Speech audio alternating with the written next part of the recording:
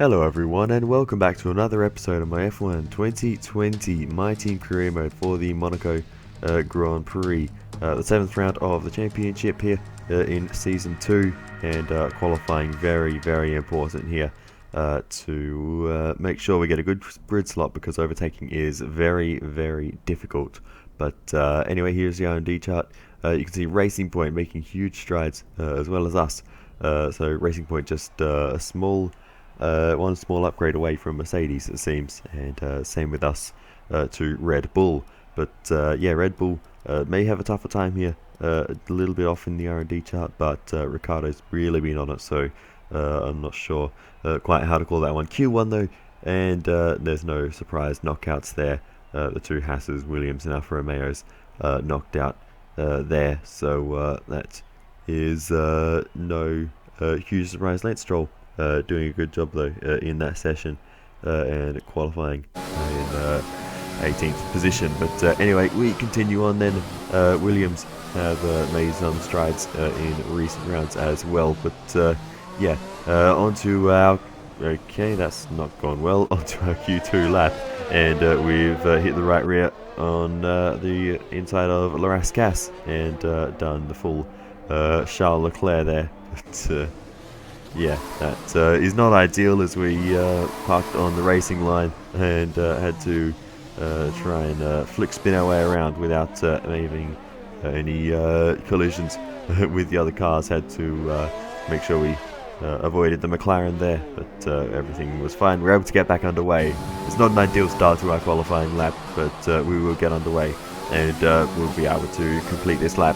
Nonetheless, the last corner is very slow, so it didn't really affect our run onto the main straight all too much. So as we head through our qualifying lap, we have a chance to still do a decent job here. We move on to back, and the second half of the lap, which is very difficult, as we just really struggling through that section of the circuit. Monaco is a track I've never had any confidence with. In F1 2018, by the time I got to make like season 8, I was feeling alright, but yeah, in the last two games I've just never had any confidence. So we continue and complete our first lap in qualifying 2, and things are looking good for us. And as we go to the end of the session, we're knocked out, and that is a surprise. That just happened. Grosjean improved, and a couple of others. I thought we were safe with that time we put in, but everyone improved on the next lap, and we're down and out in Q2. That's not ideal. Albon in the Red Bull knocked out as well. That is shocking for him. He's got no excuse. We're sort of borderline, good enough to, be able to get through. But Albon, that's no good for him. The Renault of Danny Kvyat knocked out, as well as the McLaren of Lando Norris. The AlphaTauri of Sergio Perez and the Renault of Esteban Ocon also knocked out. Hamilton down in 9th, so he was very lucky to get through. The Racing Point's looking good up there. The two rookies, Nobuharu Matsushita and Guan Yu Zhou, looking very good there. So let's hope for good things for them in Q3. But for us, qualifying is over, so let's get into the race. Formula One returns to Monte Carlo once again today, home to the world-famous Monte Carlo Casino, first opened in 1863. And, of course, a certain road race, first held here in 1929. There's no greater an occasion, no more valuable a win than the Monaco Grand Prix. We're on the French Riviera once more this weekend at the 2-mile-long Circuit de Monaco. The cars climb around 40 metres up through Beau Rivage, onto the casino, and then descending down towards the harbour through Sector 2. It's a very short run from pole position to the first of the 19 corners here, 7 to the left and 11 to the right. There's one single DRS zone as well, so don't expect that to make overtaking any easier today. Anthony Davidson also joins me in the commentary box today. Why don't we discuss McLaren? What do you make of their performance so far this season? Well, the atmosphere within that team seems very positive at the moment. Everyone seems like they're in great spirits and having a lot of fun doing what they do, and that's definitely contributed to the performances we've seen. With the race minutes away from starting, here's what today's grid rundown looks like. Good job yesterday from Valtteri Bottas. The Finn starts from pole position, and it's Lewis Hamilton alongside. Looking at the rest of today's grid, we have Ricciardo, Verstappen, Nobuharu Matsushita, and Gasly, Joe, Sainz, Leclerc, and Alexander Albon. The scientist, Kvyat, Lando Norris, and Perez, Ocon, Grosjean, George Russell, and Lance Stroll, Giovinazzi, Magnussen, Latifi, and Nick de Vries. And with lights out just moments away, it's time to go down to the track.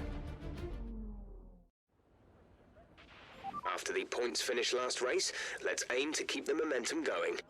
So it's a front row lockout then for Mercedes and Daniel Ricciardo third. The Racing Points starting 5th and 7th, so a great job by them. And unfortunately Grosjean getting a grid penalty, and that drops him out of the top 10 and out of contention in this one, unfortunately. But the medium tyres to the hards will be the strategy for us, so let's just get into the race as we go to the 5 red lights. And it's lights out and away we go for the Monaco Grand Prix. And it's a decent start for us as we head down towards the first corner. A very short run here though, and there's not really anywhere for us to go. As we get a hit from the inside, into the wall we go. And we've taken Alexander Albon with us on the outside. And there's bits of front wing everywhere. Safety car is deployed. And here is what the perspective of Alexander Albon looked like. He tried to go around our outside, and we just shoved him into the wall there. Not that we had a lot of choice because of this man, Lando Norris. He was sitting behind us, then he decided to go down the inside at the last moment and just punted us out the way. That gap was never going to be there at the apex of the corner, and yeah, you can see there that move was just far too late, and he just punted us into the wall. We were going cautiously, but you need to in Monaco. There's no way, you can't be aggressive into that first corner. No heroics into Saint-Devote. And yes, now both myself and Albon need to change our front wing. Norris has continued on, but his front wing does have damage, so not even he's gotten away with it. But you could see he made the move to the inside and then almost had to turn back on himself and try and get further back to the left because he just was too aggressive there. And yeah, that was a very, very unfortunate start to the race for us. But yeah, we can't go onto the hard tyres for the rest of the race just yet. I've tried that before and it went horribly wrong. So yeah, the hard tyres won't last the entire race. One thing I don't think I mentioned, which you may have noticed, this is a 50% race, not a 100% race. That's just for Monaco, but every other track will be 100% distance.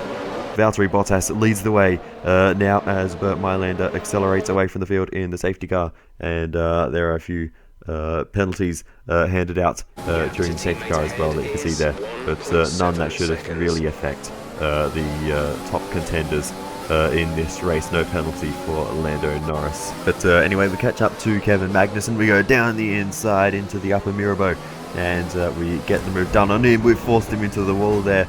As the wall comes back to the right, we didn't quite leave enough space there, and that was quite a severe collision. We get away with it.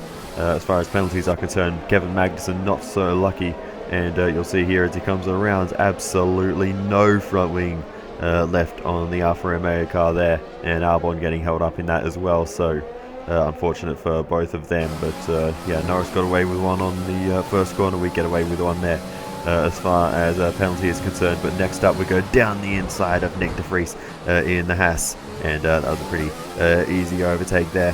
The Haas car pretty slow in the hands of the Dutchman. They're still getting up to speed in Formula 1, and the Haas car not a particularly competitive machine at best. Next up we go down the inside and make a very similar move on our teammate Romain Grosjean, and we give him a little bit more space, but we do get ahead. Next up we're going to have a look up the inside. A bit of contact made there, but we will just about slide through past Nicholas Latifi, who does have a penalty.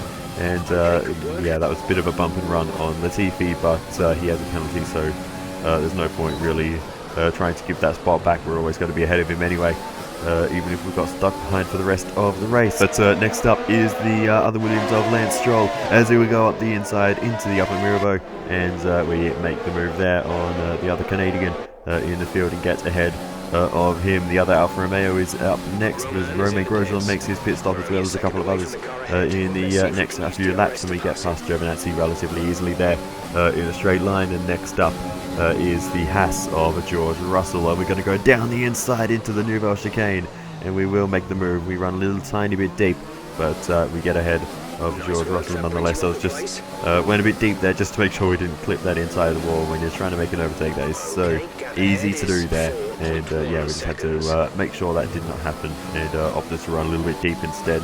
Probably cost us a bit of time, but nothing too terrible. We continue on then, and we are currently splitting Daniel Ricciardo and Lewis Hamilton. Obviously we have another pit stop to make, but that is not good news for Hamilton, who barges his way down the inside. We have to leave him a bit of space as we head through Anthony Nogues, and this is very, very tight through here. Hamilton just can't get any power down on the exit, and he stays behind. But that was a bad run out of the swimming pool for us. Hamilton went for the gap, and we had a very close moment there. Here's the onboard with Hamilton, and to be fair, he got a long way up the inside. We left in the room on the inside as we tried to hold the outside line, and Hamilton actually clipped the inside wall there and bounced off into our side pod. So very, very lucky of Hamilton to get away with that without any damage to his front wing. But we left in the room, we left him Cartwitz. He just misjudged that and turned in just slightly too early at the final corner. But we continue on. No real concerns there, but now it's not really going to affect Hamilton too much being stuck behind us, because we are stuck behind Ricciardo, who in turn is stuck behind Esteban Ocon, and Ocon is in turn stuck behind a few other cars. So yeah, it's really a bit of a train for me here. I believe it's behind the McLaren of Lando Norris, who is struggling with some damage to his front wing, so that will be something to watch out for. But as we continue on, we're going to go down the inside of Ricciardo. We have to back out of it. That wasn't going to work, but we had a long, hard think about that move there on Ricciardo. But yeah, in the end, we just have to sit behind the Red Bull, very good on its brakes, and even though we're close, we just can't make a move because their brakes are just so good. Copy that. Parts for next box. But it is time now for us to come in for our final stop of the race onto the hard compound tyres, and our only scheduled stop. So this is going to drop us down out of the top 10 for sure, but the good news is that we will not need to make another stop. We'll get an undercut potentially on some of the cars ahead of us. Maybe Esteban Ocon will fall behind us once he makes his stop. That is the target, because Ocon was quite slow, so I think we might be able to make an undercut work. And look at the clean air we're going to come out in. So this is absolutely perfect for us. Trying to keep it within the lines on the pit exit, always a challenge here. But as we continue on, we will come out right behind Esteban Ocon as he rejoins the racetrack. We get a bit of slipstream. We look to the left-hand side as we go side by side through this very tight section of the circuit, and we do get ahead of Esteban Ocon, leaving him plenty of room there just to make sure we could both survive that. But we will make a very crucial overtake on pit exit, and that is telling for the rest of our race, that we could get that move done, as Esteban Ocon was still getting up to speed out of the pit lane. That was slightly aggressive, but we had to do it. We had the overspeed, and here is the onboard from Esteban Ocon, and you can see he left us plenty of room on the left, we left him plenty of room on the right. It's about as respectful as you can be through there, and we actually end up getting through there quite well together, and didn't look close to causing a major incident. But we continue on then as pit stops are being made, and we make our way up into 13th position as we go up the inside at the Lowe's hairpin, and this is very, very tight, but we get ahead of Danik Fiat there, and we really forced that one, but we got the nose in, and he left us room. We got through there, a little bit of contact made, but no damage done to either of us, and we can both continue to push on. So that is a nice opportunistic move there as he was held up in the train. But as we continue on then, as more stops are made, we're going to be very, very close behind the AlphaTauri ahead of us of Sergio Perez, as we are up into 11th, and this pass will be for the top 10 as we go to the outside along the main straight, and we'll make the move on the Mexican in the Italian AlphaTauri car, and we're up into the top 10. Next up is the McLaren of Carlos Sainz, so let's see if we can chase him down very, very soon. The Ferrari of Charles Leclerc up ahead as well, and many more to come. So here we go then, Carlos Sainz in the dirty air of the Ferrari. We're close. We've got a little bit of overspeed along the main straight. We're going to go down the inside very late into the first corner, and we'll just about get through there. And that was opportunistic, but we got the move done. We're going to go to the outside of Charles Leclerc to the first corner, and he leaves us the room on the exit. And we're going to go side by side up the hill, but we'll get the better drive out of the corner and make that move stick. And that was really about it for our race, as we are now onto the final lap. With a bit of damage to our front wing, I might add, but that hasn't really had a huge effect on us. We weren't able to catch up to the next car anyway, so yeah, we've just been holding a station here. You can see struggling a little bit with the damage, but no threats from behind really, as around the final corner comes the race winner. Valtteri Bottas crosses the line to win the Monaco Grand Prix. Great drive from him. This man though, Daniel Ricciardo, in the Red Bull, they might not have had the outright pace this weekend, but he's made the most of it and come home with a P2 finish, with Lewis Hamilton chasing him all the way to the end, third place for the Brits. And a word for this man too, Nobuharu Matsushita in the Racing Point, another great performance by him, the rookie, effectively only starting halfway through last season. A great drive by him. Meanwhile, we've lost our front wing as we head into the final sector, somewhere in the tunnel, I think. But the Monaco TV directors clearly missed that one, so yeah, typical. But yeah, we do manage to hold off Charles Leclerc though, as we head around the final couple of corners into Le Rascasse, going as slowly as we dare, making sure we don't understeer into any barriers. But as Monaco, you can drive as slow as you want, and you will not get overtaken. So here we go then, across the line for P8 and a couple of points for our efforts here. And I'll take that. We probably could have done a bit better, but honestly, at the end of a Monaco Grand Prix, any points are good for me. We get the driver of the day as well, so yeah, I will certainly take that at this point. And yeah, it's more points, but compared to the likes of Ricciardo, who are in the title fight, as well as the Mercedes cars, not so much Hamilton, but definitely Bottas, we need to improve. That's it then for another nail-biting Monaco Grand Prix. We were on the edge of our seats the whole time, but they've come through to take a stunning victory.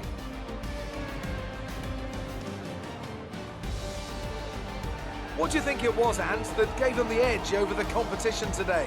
I feel like consistency was probably the key today. There's being quick, and then there's being quick lap after lap after lap. If you can do that, you can capitalise on other people's errors without making many of your own. And that's an approach that can push you a long way up the field. Mercedes are on top form once again after an excellent race weekend. It's great to see them up on that podium once again. So it is Valtteri Bottas who takes the race win here in Monaco. A great drive from him from the beginning to the end to lead the way here. Daniel Ricciardo, another great drive here around the city streets, and it's Lewis Hamilton in third with a solid bank of points for him. Let's see what effect this result has had on the drivers' standings. After today's performance, Valtteri Bottas secures the championship lead. After an incredible day of racing, who was your driver of the day, Ant? I have to give it to the scientists. They fought so hard and had incredible pace at times, so I don't think anyone else did a better job today. It's time to see how things are shaping up in the Constructors' Championship. Mercedes moved to the top of the table. Meanwhile, a strong weekend from Red Bull this time out, and they improved their position in the championship.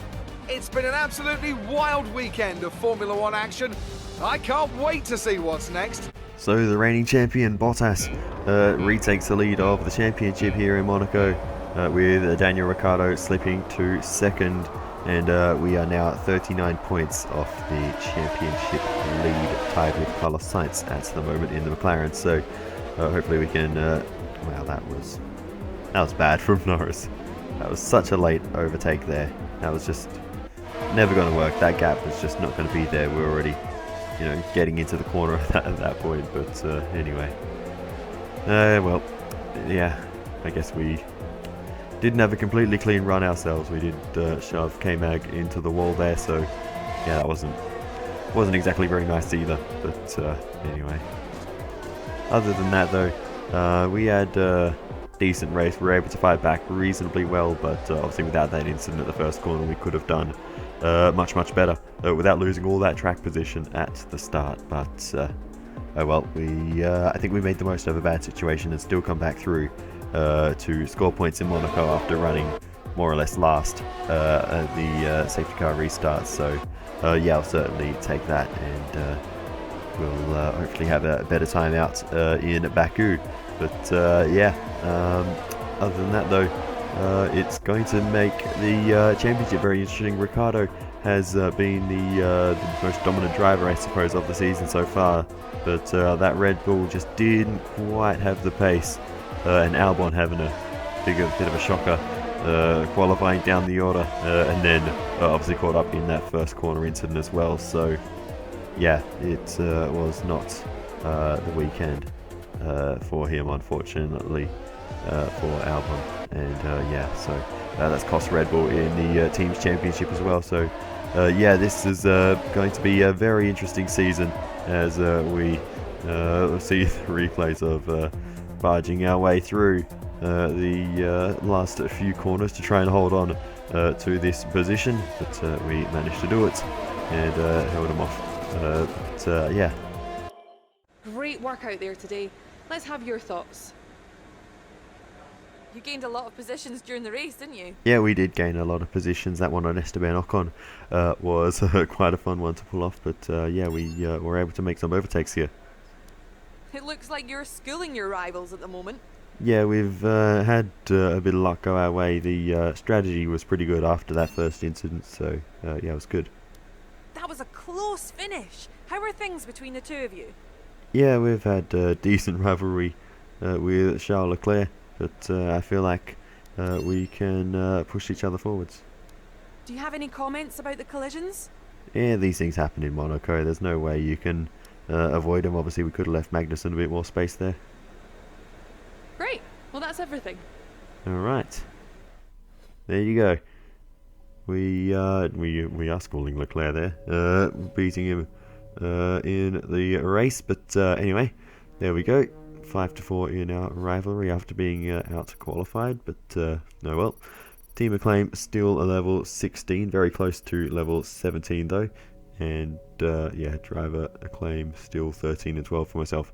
And Grosjean, nothing changing there. $1.6 million, almost 1.7 in the bank after that one, and then 40,000 as we both did some damage to the car, a few chips out of the front wing for us, and 5.8 mil in the bank now. And we will start thinking about saving some. I don't know how much Grosjean's going to cost to re-sign. I can't quite remember, so I'll have to look that up at some point. But yeah, other than that though, let's just get into the usual stuff we need to do at the end of these episodes. So first up is the activity timeline. We're going to go for the reaction training for Romain Grosjean, trying to get his stats up as high as possible, even if it's only temporary.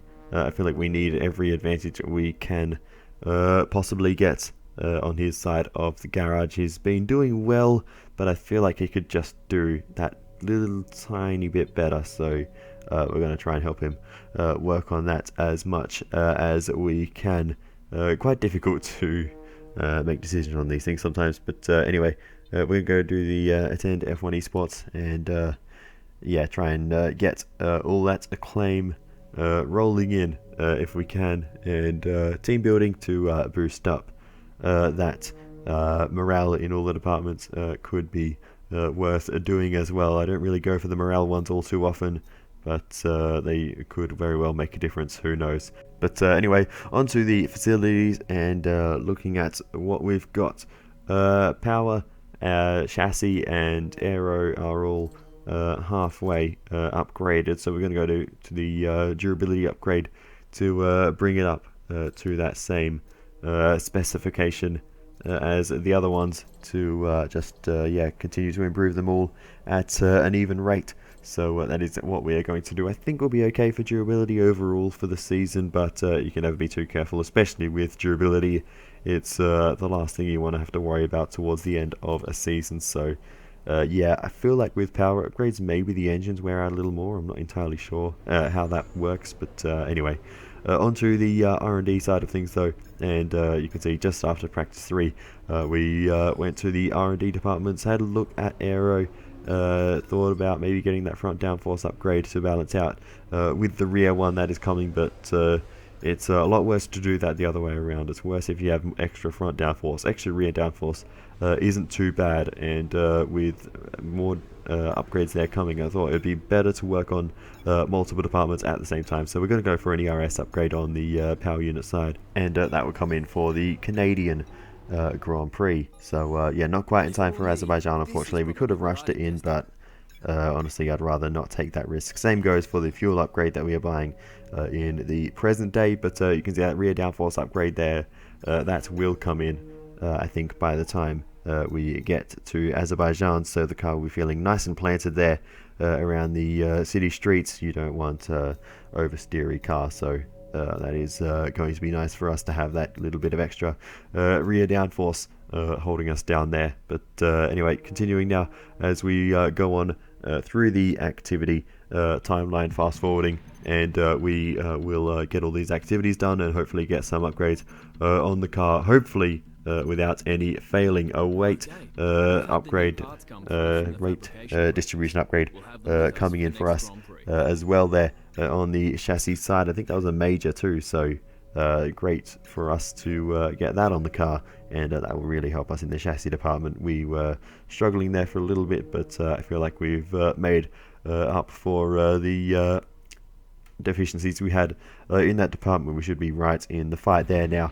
But anyway, as we continue on then, that rear downforce upgrade that does go onto the car, so perfect for us, and we get that spec 2 fabrication on the durability facility as well. So good news all around for our team. No failures on any of the departments for those upgrades that we had coming for this one. So yeah, great stuff for the Azerbaijan Grand Prix. Hopefully we'll have some carnage and chaos in that one, and we can come out in a good position. Podiums in the first 2 races for us, and we haven't been able to repeat that since. So with a much improved car now, we should be in the fight, and with some upgrades going into this round, we should be right in the fight, but it'll be difficult to judge until we get to qualifying. But yeah, other than that, thanks for watching. I'll see you next time, and goodbye.